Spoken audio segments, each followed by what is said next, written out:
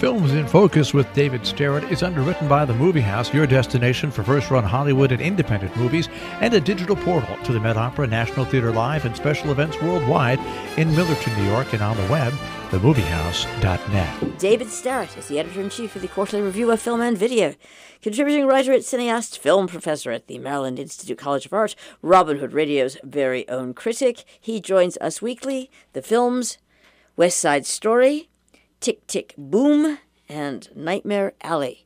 I think you should sing. Hi, David. How are you?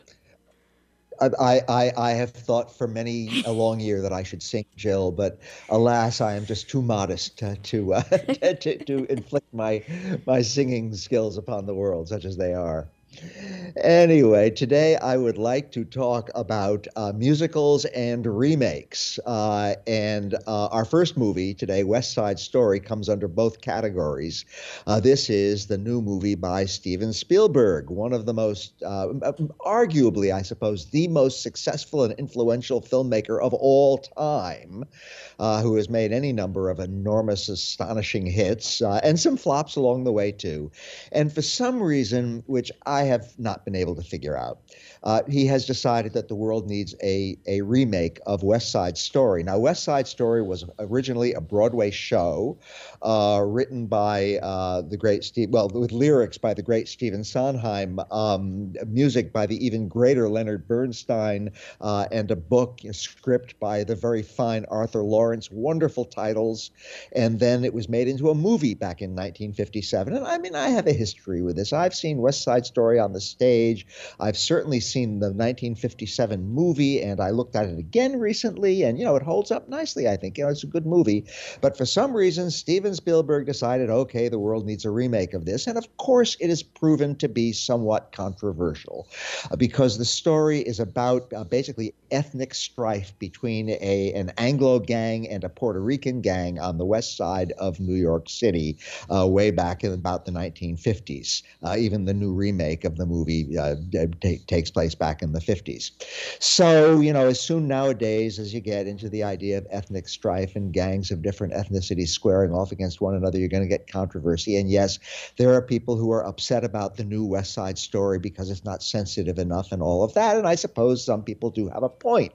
That said, Spielberg and his marvelously talented collaborators on this movie have really tried to not update the time of the movie or of the story, but to update the sort of general sort of attitudes toward race and ethnicity and so forth to this. And, they've made some little tweaks, some little changes here and there. There's a new song near the very beginning, which is all in Spanish without subtitles. And so it shows respect to the people who speak Spanish and all of that. And it's a perfectly good movie, the new West Side Story. And I personally see no reason for controversy about it in terms of sensitivity grounds, although then again, I'm not someone who has particular skin in that game. I am not, for example, Latinx, as they say nowadays, although I understand that Latin people don't actually like the word Latinx, so that's an example of the kind of controversy that we're in. In any case, Spielberg has worked here with, there's a new screenplay, very, very close to the old screenplay, by the great playwright Tony Kushner. The music is still mostly the fabulous Leonard Bernstein music with the fabulous Stephen Sondheim lyrics. They are so astonishingly clever. They are just wonderful. The music was actually conducted for the new film by the very, very estimable conductor Gustavo Dudamel. So there's just terrific talents involved here. The thing is, I still can't see a need for this new West Side Story. It's a nice movie. It's a very well done movie. It's a long and splashy movie. But, some years ago, the very fine director Gus Van Sant did a remake of Alfred Hitchcock's horror classic Psycho. And there's no need for it. We still have the original Psycho. So we still have the original West Side Story. You can very, very easily stream it on your TV set, and there really was no need for the new one. That said, it's got a very nice cast. Ansel Elgort, who plays Tony, and Rachel Zegler, who plays Maria. They're good. They're not great, but they're good. It's quite wonderful to see Rita Moreno, who played the very young Anita in the 1957 movie, is now playing a new character, a kind of actually a female version of what used to be be a male character in the new movie. And it's wonderful to see Rita Moreno, a fabulously talented actor. But again, I just couldn't see any particular need for this new West Side Story. And sure enough, it has not been doing well at the box office. So I'm perfectly glad to have it. I hope people see it. It has some fabulous music in it, which I've been listening to for decades now. And you can also go back and see the original 1957 movie, which is still around and which is still very, very good. The new West Side Story is perfectly good, but I think it's not a movie that we really needed. Now, for a movie that we really needed. I would like to talk about Tic Tic Boom.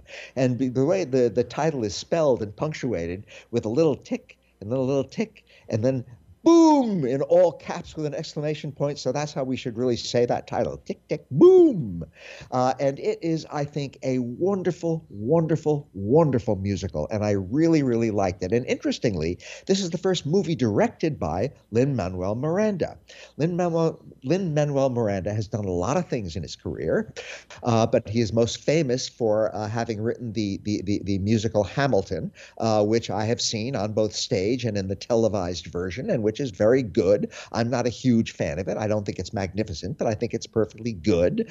And he more recently had a movie called In the Heights, which again he had written, and which I think is perfectly good. So the point is that up until now, my experience of Lin-Manuel Miranda's work has been, yeah, it's good. It doesn't thrill me. Even the hugely popular and just universally cheered Hamilton struck me as, yeah, it's perfectly good.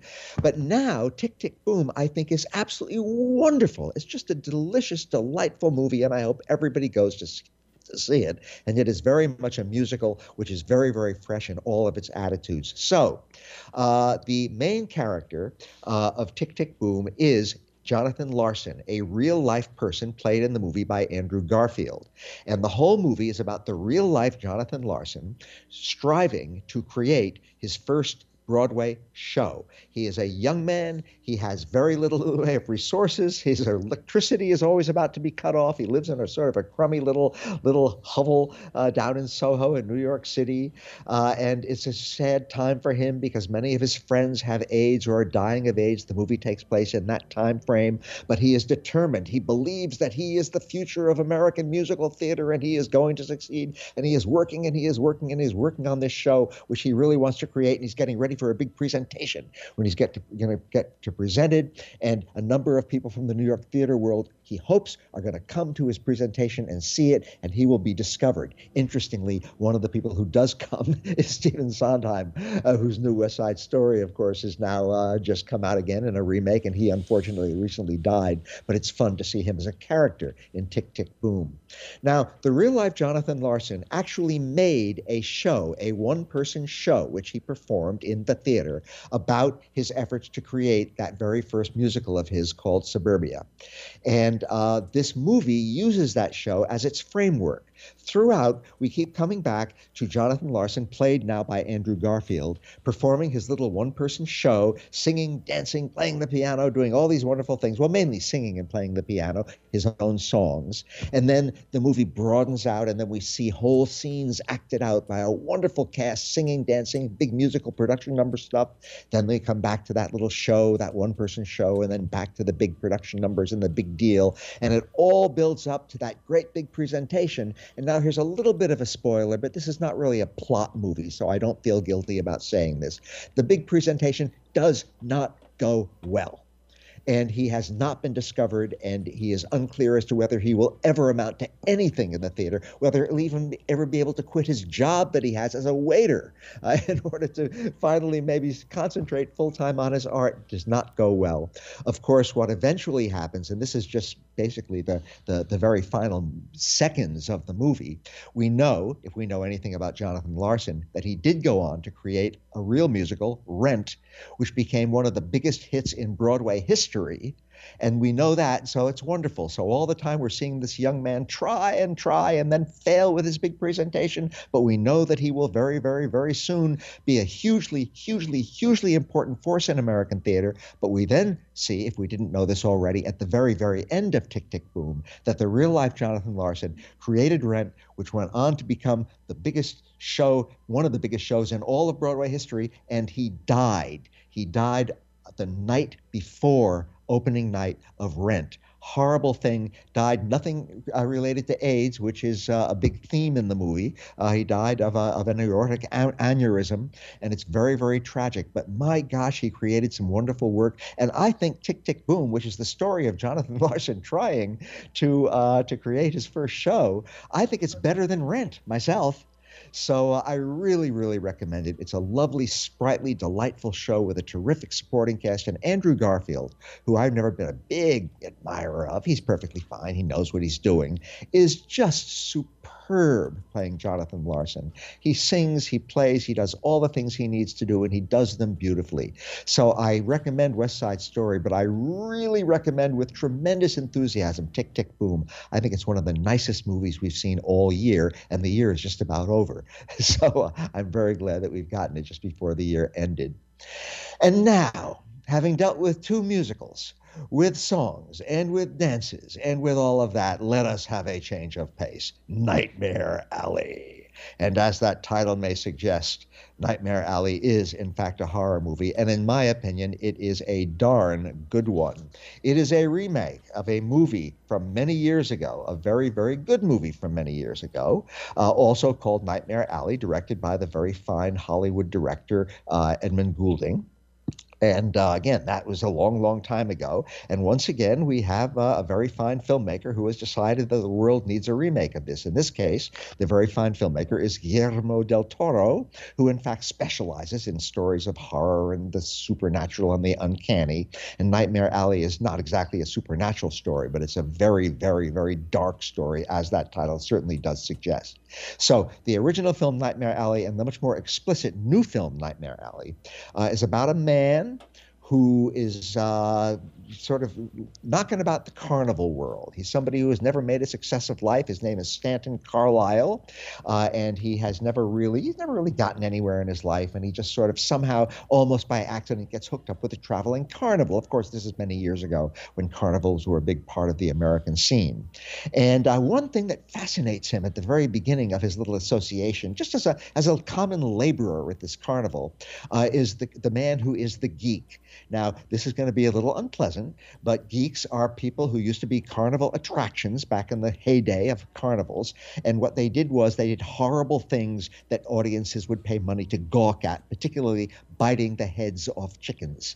That is what the geek does. And Stanton, our main character of the movie, sees the geek and wonders, how does somebody sink so low in life that that's how they have to earn their living, doing something like horrible like that? And he finds out, well, they tend to be alcoholics who really can't do anything else, and that they're wits' end, and they hardly even know what they're doing. They just need to survive from moment to moment, from day to day. Well, of course, if you're a fan of horror movies, you know that Stanton himself is probably going to end up as a geek by the end, but I won't give that away. In any case, he gets involved with the carnival. He goes to work for the carnival. He becomes very, very friendly with a woman who does a sort of a supernatural act. Her name is Zena, played by Toni Collette. And then he also becomes very involved with another young woman who does another act in the carnival, played by Rooney Mara. And, hangs around with the carnival and becomes an important member of the carnival troupe. Then he meets another person, a psychologist, a professional psychologist, played by Kate Blanchett.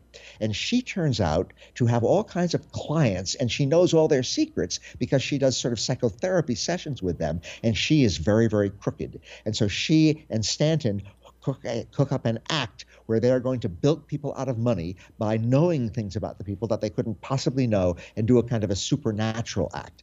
They call it Stanton calls it a spook show. It's a kind of act that you do where you bilk people out of money by pretending that you have actual supernatural powers. Well, by this time, the two of them are actually active criminals, and their crime gets more and more extravagant, and they're bilking people, they're cheating people, they're scamming people, gets more and more outrageous, and the movie goes on from there.